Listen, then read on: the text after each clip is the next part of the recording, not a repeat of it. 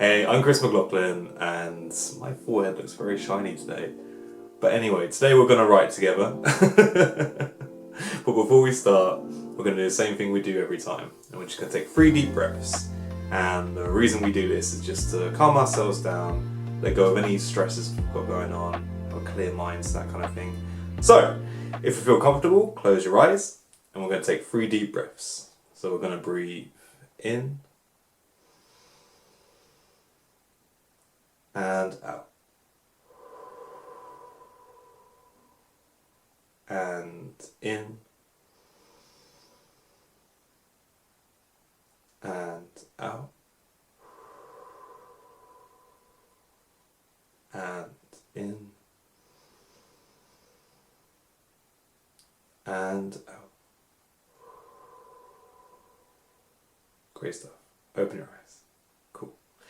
Right, so today's prompt is beauty. I want to take something that was really subjective and see what we all wrote about it. What do you find beautiful? Where do you find your beauty in your life?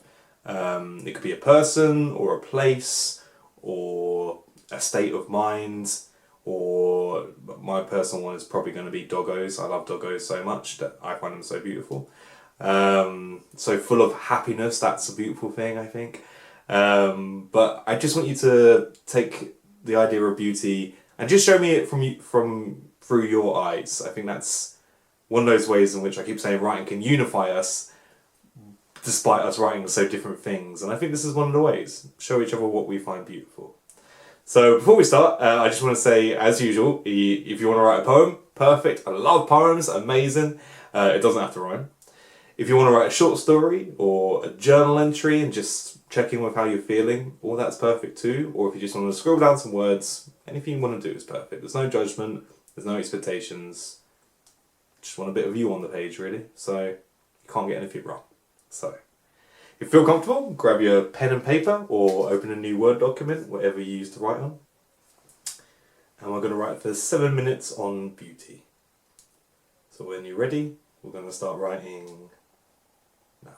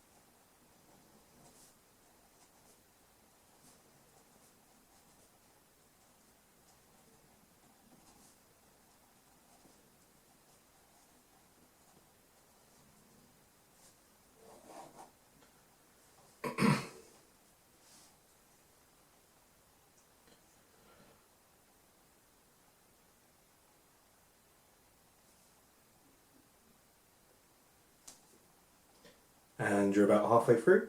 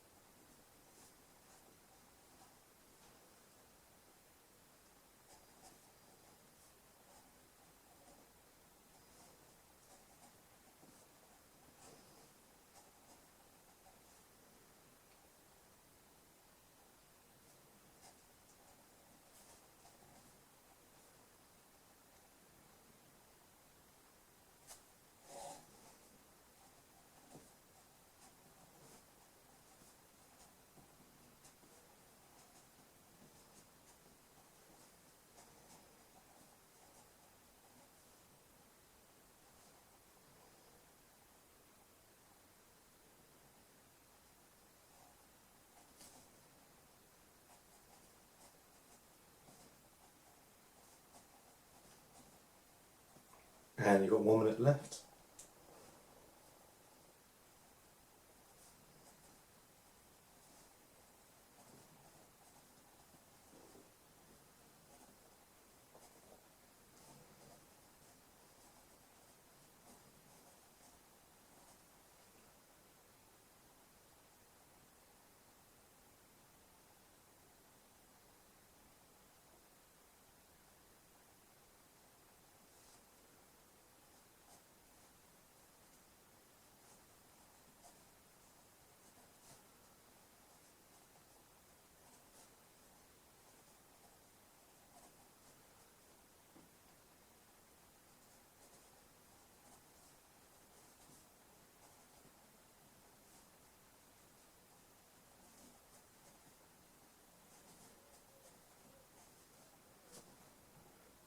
And if you start coming to the end of the line that you're writing on, or the idea that you're writing on,